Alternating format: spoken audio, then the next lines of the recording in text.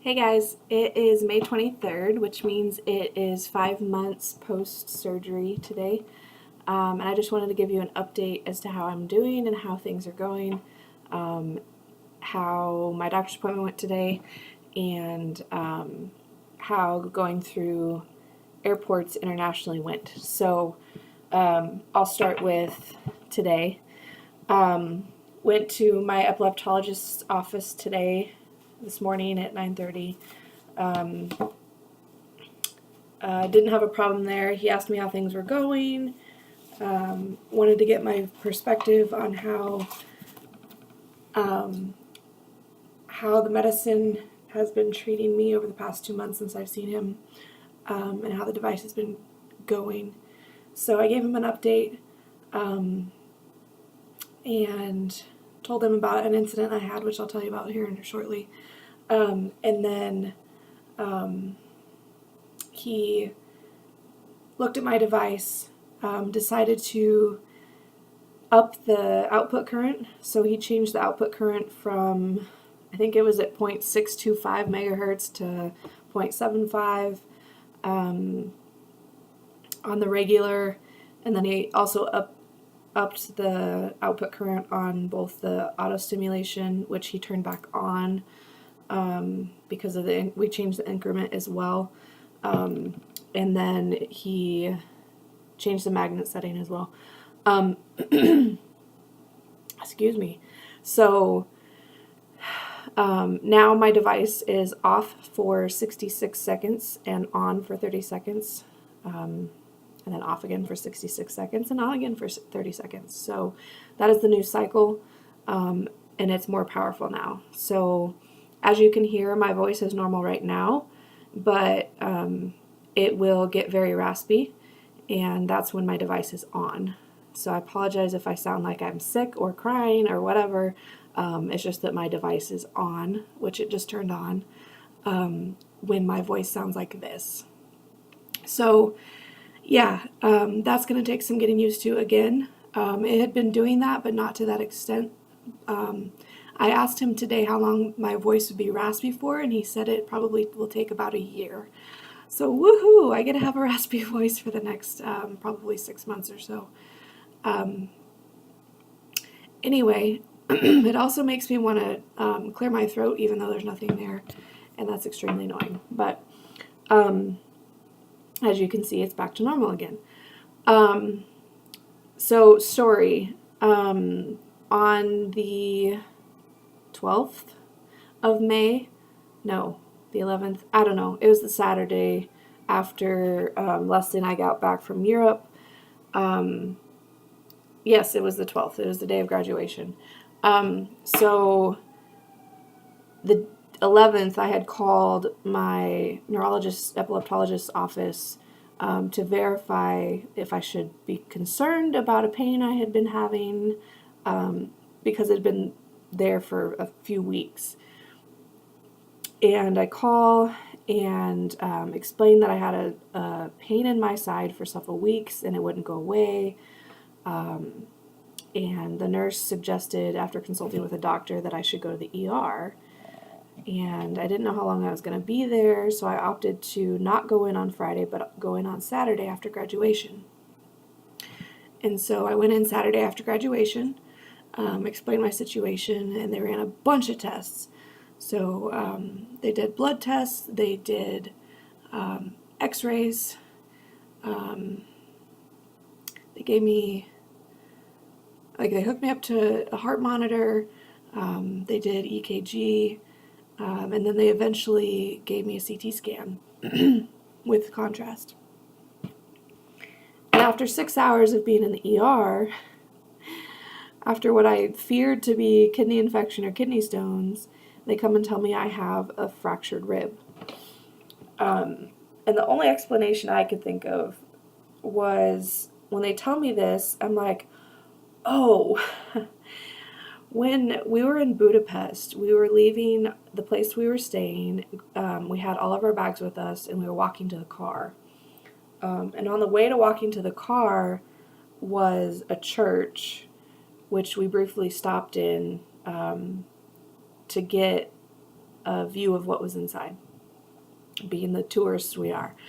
And outside of that church, I can't remember if it was before we went in or after we had walked out of the church, but I had barely coughed, and I felt and heard a pop with a little bit of pain following it, and I knew it wasn't good. So that right there had popped into my head when they told me I had a fractured rib. And at that point, it had already been 2 weeks.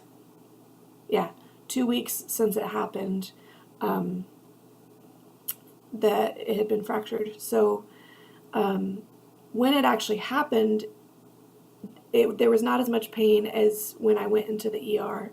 It had slowly incremented in pain as I continued on to my days.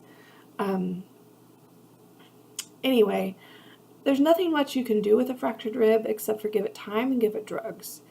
And so they couldn't prescribe me any of the narcotics because of the other meds that I'm on. So they prescribed me some like 10 milligram something other muscle relaxant and a topical cream, which hasn't really done much. So I haven't gotten much comfort from that. I still sometimes forget that I have a fractured rib, especially when I get up in the morning. I just want to get up, and I can't do that. I have to slowly roll over and suck in my breath and like force myself to get up slowly. Definitely feel it when I sneeze. That hurts. And I can't really lean over and grab stuff. Janelle had to tie my shoe the other day at the bowling alley because it was in so much pain. Anyway, so fractured rib on top of that. And yeah, so I was telling all this to my doctor. He's like, yeah, I saw that in your chart. How did you do that? So anyway, that story led into me talking about Budapest and travels. And he's like, yeah, I just got back from Italy. So we were talking about travels and whatnot in the midst of my doctor's appointment today. Anyway, so talking about travel, segue into airports. So the travel to and from Romania was actually not a problem at all. I probably was worrying about it too much, but O'Hare had burned in my memory a bad experience from a domestic flight and my medical device. So I was concerned, rightfully so, but I had no issue getting out of the States. And coming back into the States, I had to, so the airport that we flew out of in Romania was in Cluj, and in Cluj, they only have metal detectors. And so when Leslie and I got there, they weren't busy at all. We were taking our sweet time getting all of our shoes off and liquids out of our bags and computers and stuff out of our bags and everything else. And I told the guy who was standing there watching us put our stuff in the bins to go through the conveyor belt that I had a medical device. So he directed me to go through the little section next to the metal detector instead of going through the metal detector. So I go through it, the section next to it, and the woman on the other side, she either wasn't paying attention or was really confused because she gave me this look like, why in the world did you not go through the metal detector? And it was written all over her face. And so I said, I have a medical device. And she goes, oh, okay. So standard procedure is they have to pat you completely down and rub your hands with like I think it's a gunpowder or bomb residue detector that runs through a machine. And then she sat me down to check the bottoms of my feet. So yeah, that was a fun experience. I had no issue. It was probably the smoothest security check that I've had through any airport. And yeah, that was the last security check I had because we get into to Istanbul and you don't have to do that. So yeah, pretty uneventful. Didn't even have to show my medical ID card, and it was smooth. So I have another appointment in 2 months, after hopefully the device starts stabilizing again. And yeah, he upped the dosage of my meds. I don't know if I said that already. And I was supposed to pick them up today, but I got 2 different texts from Walgreens saying that it was ready, and then 30 minutes later saying that it was delayed. So I'll try again tomorrow to pick up my meds. I have plenty right now of that particular prescription. Anyway, I'm rambling right now. Yeah, so that's surgery update, post-surgery update. So something else unique about today is that it's my last day of being 29. Woot woot. Last day of being in my 20s, which is kind of freaking me out. And I kind of lived it up today. I'm still not done. Tuesdays are my typical work remotely days. And since my appointment was today at 9:30, I decided, hey, let me go downtown, find somewhere near the hospital that I can camp out for a couple hours before my appointment, do some work, and get stuff done. So my first stop this morning before my appointment was Stan's Donuts. And I ended up getting 2 donuts and a latte. And my first donut absolutely filled me up. It was a chocolate pocket, which is a chocolate donut with chocolate frosting filled with stuff. And the filled with stuff that I got in this pocket was Nutella and banana. And it was on point. It was great. And then my latte, it was all right. It tasted a little watered down, but I got my caffeine, so I shouldn't complain. So I sat there until 9, from 6:30 to 9, and then went to my appointment. And then I continued hanging out at Northwestern because there's free Wi-Fi and I was getting stuff done. And I got out of my appointment before 10 o'clock, kept working, wasn't hungry because the donut filled me up. And then around 11:30, I finally got lunch because I was sitting at the hospital near the food court where all of the nurses and doctors and patient visitors go to eat lunch. But 11:30 rolls around, it's starting to get busy. And I'm like, if it's 11:30 and it's starting to get busy, I need to get food before it gets noon and it gets crazy busy. So I ended up getting a wonderful burrito from Burrito Beach, which I've only been there once, but I have to say right now that it tasted better than Chipotle or Qdoba.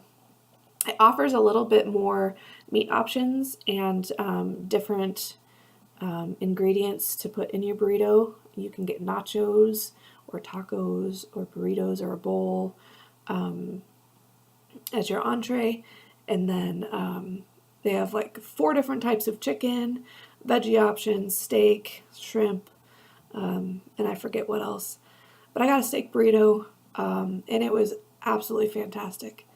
I'm actually still kind of full from it, and I'm getting ready to go to dinner. So we'll see how much dinner I eat. Anyway, after lunch, continued working, and then came home. And then I went to the store and bought ingredients, a few ingredients, not a lot, because I'm going to make donuts tonight to take to work tomorrow. And then, yeah, I get to go to dinner with Brandon and Claire. And I haven't seen them since September. I can't talk. I have not seen them since September. I think that was the last time. And yeah, we've known each other since they were in high school, since 2007. So it's been almost 10 years, summer of 2007. And we've celebrated a few birthdays together. I moved to Texas on Claire's 18th birthday back in 2008. So yeah, we've known each other quite a few years. And now Claire's 27 and I'll be 30 tomorrow. So yeah, I'm excited. We're going to go have some Cuban food and chat up a storm and be able to celebrate my last day of my 20s. Yeah, I think that's long enough update. This is 15 minutes. I didn't mean for that to go that long. So yeah, thank you guys. If you have any questions, let me know. And I will post a day one picture later. Bye.